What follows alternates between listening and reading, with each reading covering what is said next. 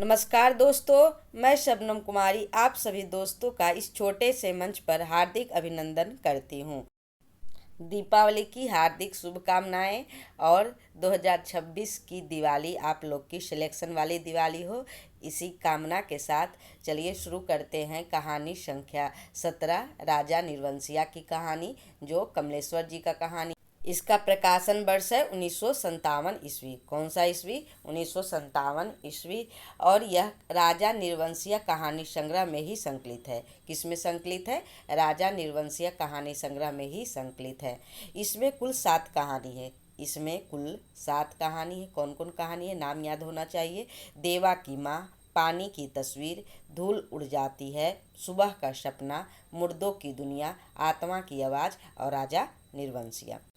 इस कहानी की मुख्य विशेषता यह है कि इसमें जो कहानी है 2 माध्यम से चलती है, यानी दोहरी कथा है। याद कीजिए, हमारे सिलेबस में एक नाटक भी इसी तरह का है। कौन सा नाटक है? उसका नाम है एक और द्रोणाचार्य। उसी तरह का यह कहानी भी है।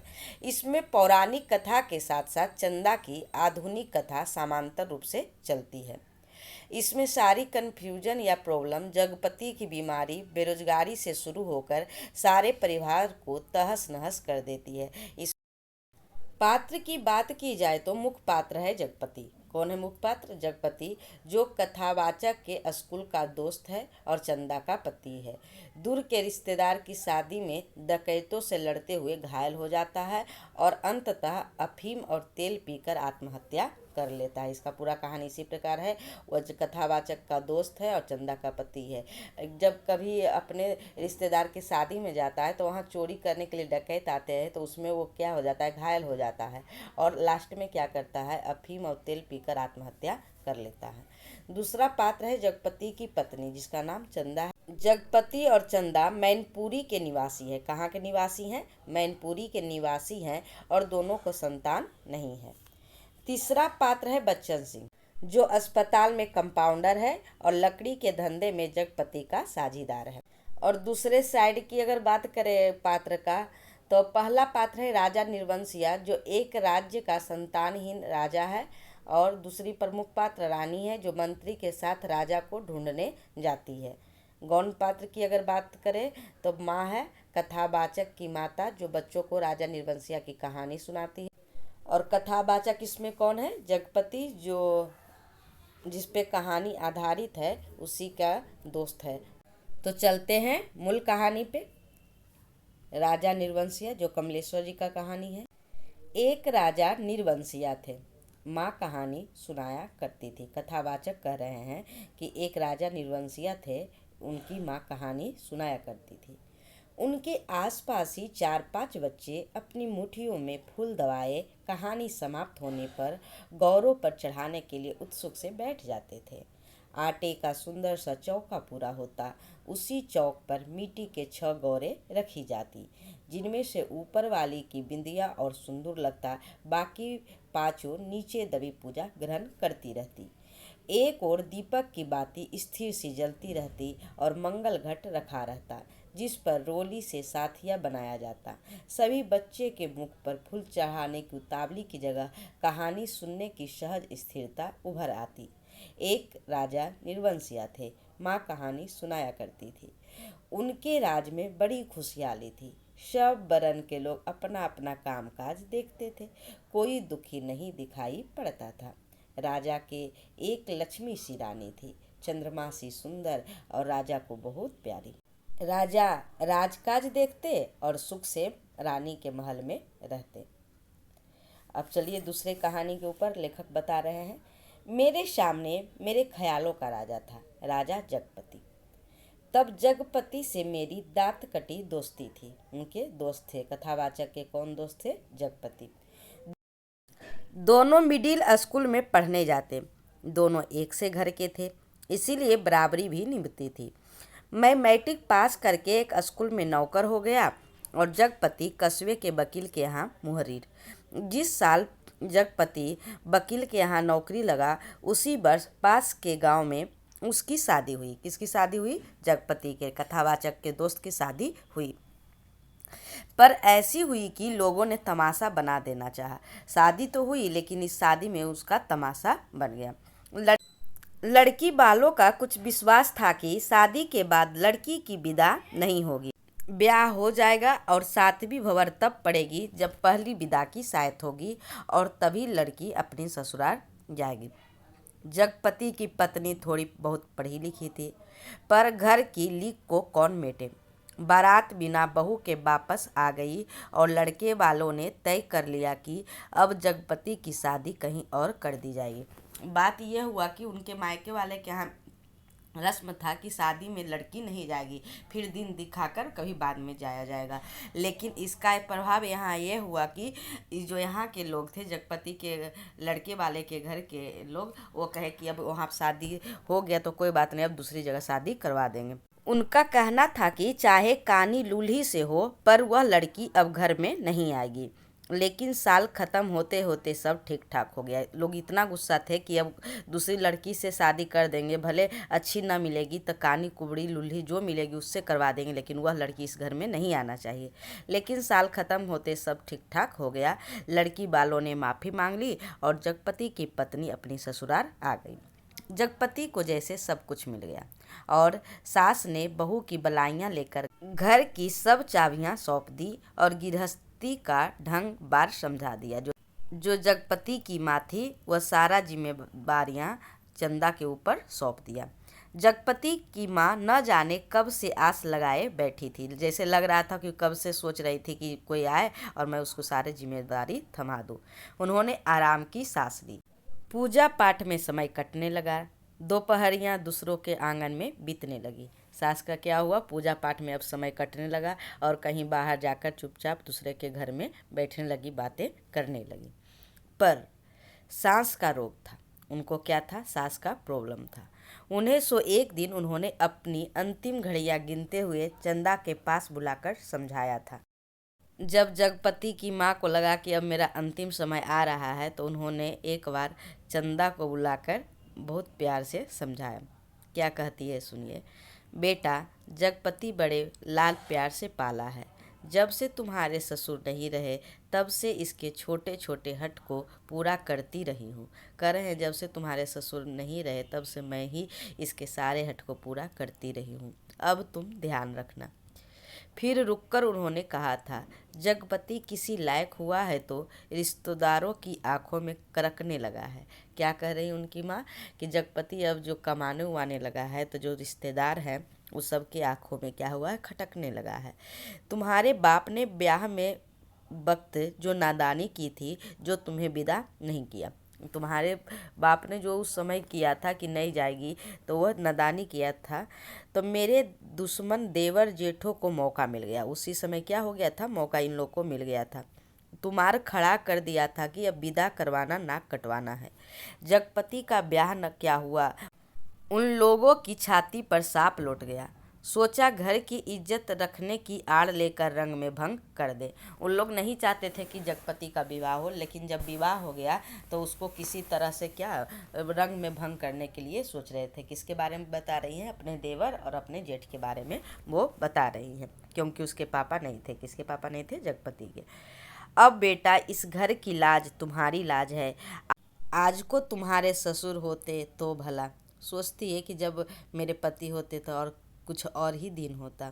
कहते कहते माँ की आंखों में आंसू आ गए और वे जगपति की देखभाल उसे सौंपकर सदा के लिए मौन हो गई थी। कौन, जगपति की माँ और चंदा की सास।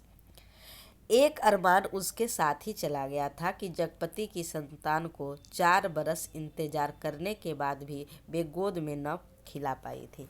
उनके माँ की एक अभिलाषा साथ ही चला गया कि क्योंकि दोनों को अभी संतान नहीं हुआ था।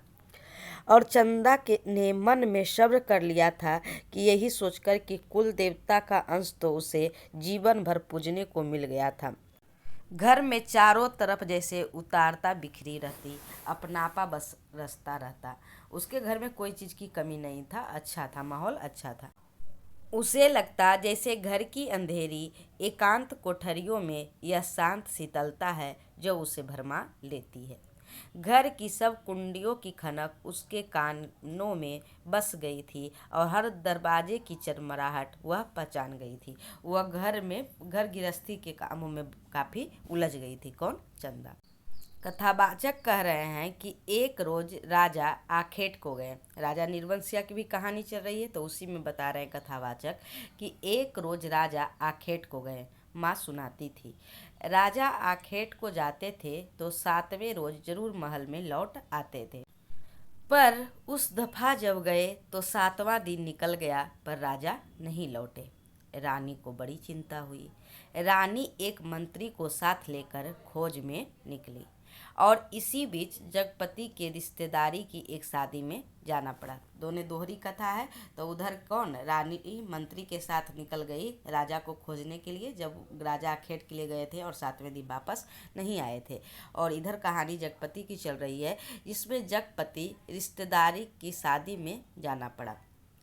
उसके दूर रिश्ते के भाई दयाराम की शादी थी। किसकी शादी थी? उसके जो रिश्ते के भाई थे दयाराम, उन्हीं की शादी थी। कह गया था कि 10वें दिन जरूर वापस आ जाएगा, पर छठे दिन ही खबर मिली कि बारात लौटने जब घर लौटी तो दयाराम के घर पर डाका पड़ गया। किसी दूसरे लोग ने यह खबर पहुंचा दी थी कि लड़की वालों ने दयाराम का घर सोना चांदी से पाट दिया है। आखिर पुश्तैनी जमींदार की इकलौती लड़की थी। घर आए मेहमान लगभग विदा हो चुके थे। दूसरे रोज जगपति भी चलने वाला था पर उसी रात डाका पड़ गया। जवान आदमी भला खून मानता है। डाके वालों ने जब बंदूक उठाई तो सबकी घिघी बंद गई, पर जगपति और दयाराम ने छाती ठोककर लाठियां उठाई थी। जो दोनों भाई थे, एगो जो शादी हुआ था जिसका, और इधर जो जगपति गया था उसका, दोनों ने लाठियां उठा ली थी। घर में कोहराम मच गया। फिर सन्नाटा छा गया। डाके वाले बराबर गोलियां दाग रहे थे और बाहर का दरवाजा टूट चुका था। पर जगपति ने हिम्मत बढ़ाते हुए हाथ लगाई। ये हवाई बंदूकें इन ठेल पिटाई लाठियों का मुकाबला नहीं कर पाएगी जवानों। पर दरवाजे टर टर टूटते रहे और अंत में एक गोली जगपति की जांघ को पार करती निकल गई। दूसरी उसकी जांघ के ऊपर कुल्हे में समाकर रह गई। चंदा रोती कलपती और मनोतियां मनाती जब वहां पहुंची तो जगपति अस्पताल में था। दयाराम के थोड़ी चोट आई थी। जगपति को ही ज़्यादा चोट लगा था और जो दयाराम जिसका शादी था उसको थोड़ी चोट आई थी। उसे अस्पताल से छुट्टी मिल गई थी। तब तक जब तक पहुंची चंदा तब तक जगपति को छुट्टी अस्पताल से मिल गई थी। जगपति की देखभाल के लिए वहीं अस्पतालों में मरीजों के रिश्तेदारों के लिए जो कोठरियां बनी थी उन्हीं में चंदा को रुकना पड़ा। कस्बे के अस्पताल से दयाराम का गांव 4 कोस पड़ता था। जहाँ पे हॉस्पिटल था उससे दयाराम का जो घर था वह 4 कोस पड़ता था। दूसरे तीसरे वहाँ से आदमी आते जाते रहते, जिस सामान की ज़रूरत होती पहुँचा देते। कोई कोई जब आदमी आता जाता रहता तो जो जो चीज़ की ज़रूरत होती वहाँ दयाराम के घर से सामान आ जाता था। पर धीरे धीरे उन लोगों ने भी खबर लेना छोड़ दिया। धीरे धीरे क्या हुआ? जो जगपति के जो भाई था जिसके यहाँ शादी में गया था, वहाँ के लोगों ने खबर लेना छोड़ दिया।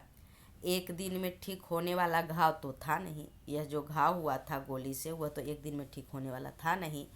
जांघ की हड्डी चटक गई थी और कुल्हे में ऑपरेशन से 6 इंच गहरा घाव था। कस्बे का अस्पताल था। कंपाउंडर ही मरीजों की देखभाल रखते थे। बड़ा डॉक्टर तो नाम के लिए था या कस्बे के बड़े आदमियों के लिए। छोटे लोगों के लिए कंपाउंडर साहब ही ईश्वर के अवतार थे।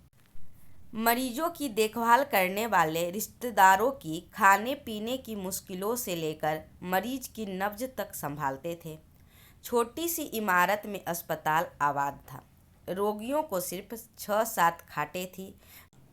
मरीजों के कमरे से लगा दवा बनाने का कमरा था और उसी में एक और एक आराम कुर्सी थी और एक नीची सी मेज।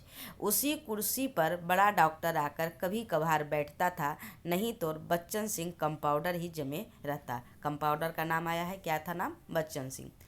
अस्पताल में या तो फौजदारी के शहीद आते या गिरा गिरा के हाथ पैर तोड़ लेने वाला एकाध लोग। छठे छमासे कोई औरत दिख गई तो दिख गई, जैसे उन्हें कभी रोग घेरता ही नहीं था।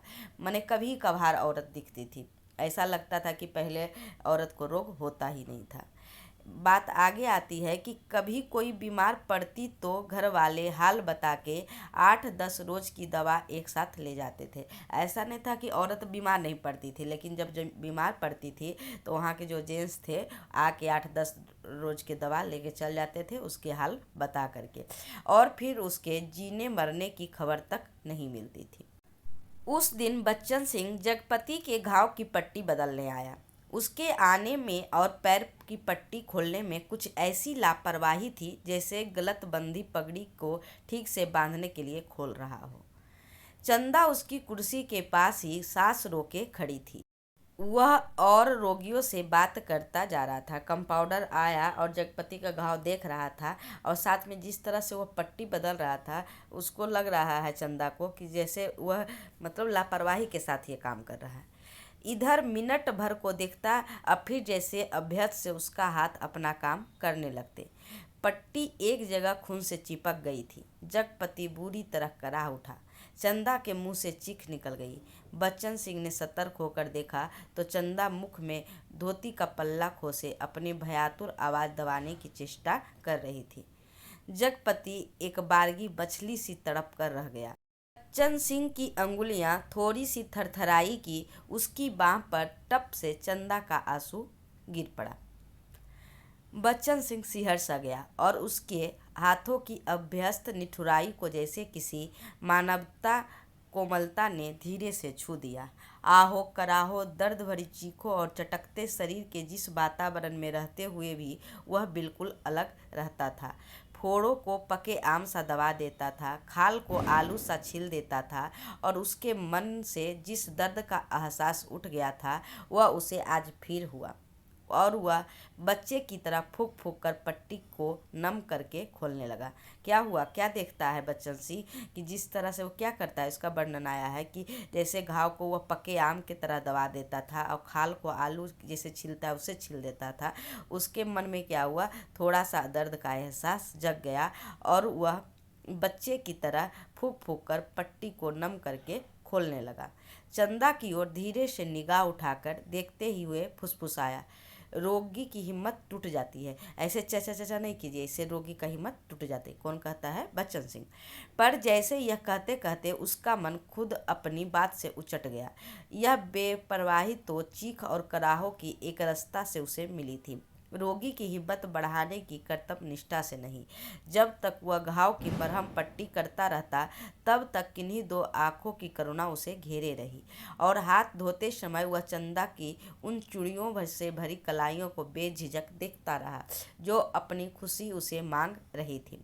चंदा पानी डालती जा रही थी और बच्चन सिंह हाथ धोते धोते उसकी कलाइयों, हथेलियों और पैरों को देखता जा रहा था।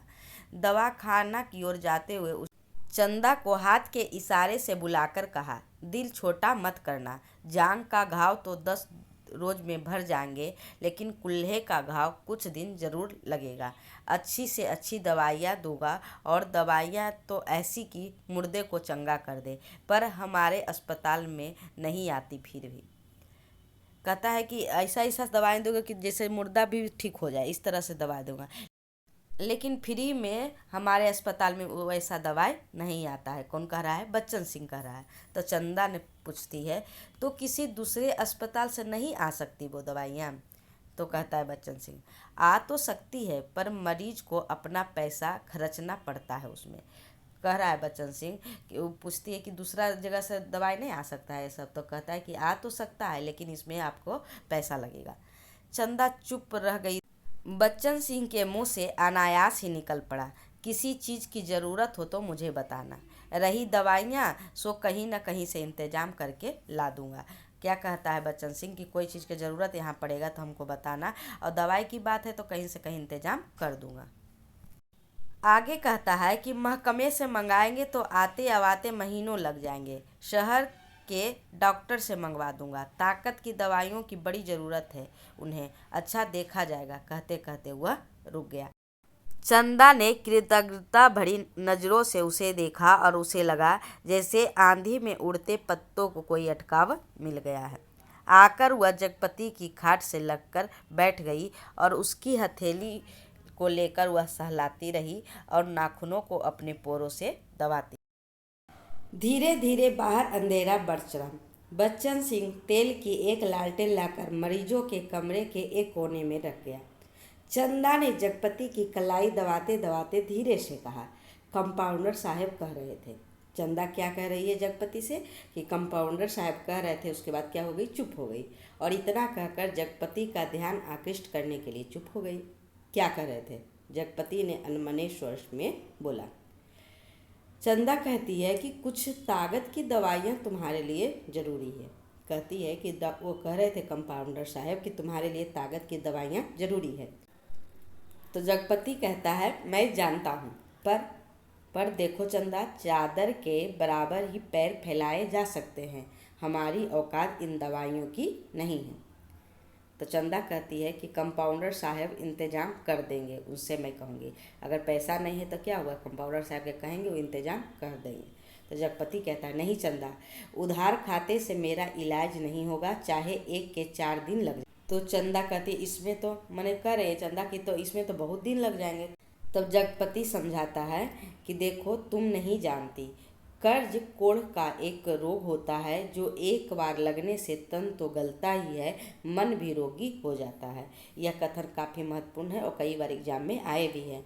तुम नहीं जानती कि कर्ज कोढ़ का रोग होता है और एक बार लगने से तन तो गलता ही है, मन भी रोगी हो जाता है। लेकिन कहते कहते वह रुक गई।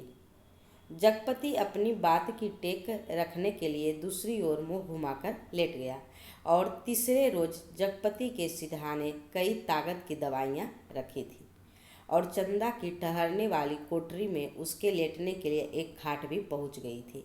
चंदा जब आई तो जगपति के चेहरे पर मानसिक पीड़ा की असंख्य रेखाएं उभरी थी, जैसे वह अपनी बीमारी से लड़ने के अलावा स्वयं अपनी आत्मा से भी लड़ रहा हो, चंदा की नादानी और स्नेह से भी उलझ रहा हो और सबसे ऊपर सहायता करने वाली की दया से जूझ रहा हो। चंदा ने देखा तो यह सब सहन न कर पाई। उसके जी में आया कि वह कह दे कि क्या आज तक तुमने कभी किसी से उधार पैसे नहीं लिए? पर वह तो खुद तुमने लिए थे और तुमने मेरे सामने स्वीकार नहीं करना पड़ा था, इसीलिए लेते झिझक नहीं लगी। पर आज मेरे सामने उसे स्वीकार करते तुम्हारा झूठा पौरुष तिल मिलाकर जाग पड़ा है।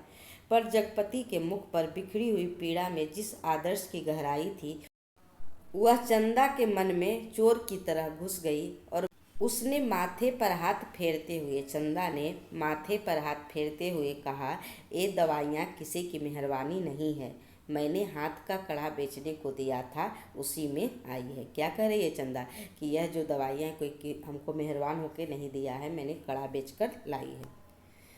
तब फिर जगपति कहता है कि मुझसे पूछा तक नहीं। और जगपति ने कहा, और जैसे खुद मन की कमजोरी को दबा गया। कड़ा बेचने से तो अच्छा था कि बच्चन सिंह की दया से उड़ ली जाती, और उसका हल्का सा पछतावा भी था कि नाहक वह रोग में बड़ी बड़ी बातें कह जाता है, ज्ञानियों की तरह सीख दे जाता है। और जब चंदा अंधेरा होते उठकर अपनी कोठरी में सोने के लिए जाने को हुई तो कहते कहते यह बात दबा गई थी कि बच्चन सिंह ने उसके लिए एक खाट का इंतजाम भी कर दिया है। कमरे से निकली तो सीधे कोठरी में गई और हाथ का कड़ा लेकर सीधे दवाखाना की ओर चली गई, जहां बच्चन सिंह अकेला डॉक्टर की कुर्सी पर आराम से टांगे फैलाए लैंप की पीली रोशनी में लेटा था। जगपति का व्यवहार चंदा को लग गया था और वह यह भी कि वह क्यों बच्चन सिंह के एहसान अभी से लाद ले। पति के लिए जेवर की कितनी औकात है। वह बेधड़क सी दवाखानों में घुस गई। दिन की पहचान के कारण उसने कमरे की मेज, कुर्सी और दवाइयों की अलमारी की स्थिति का अनुमान था।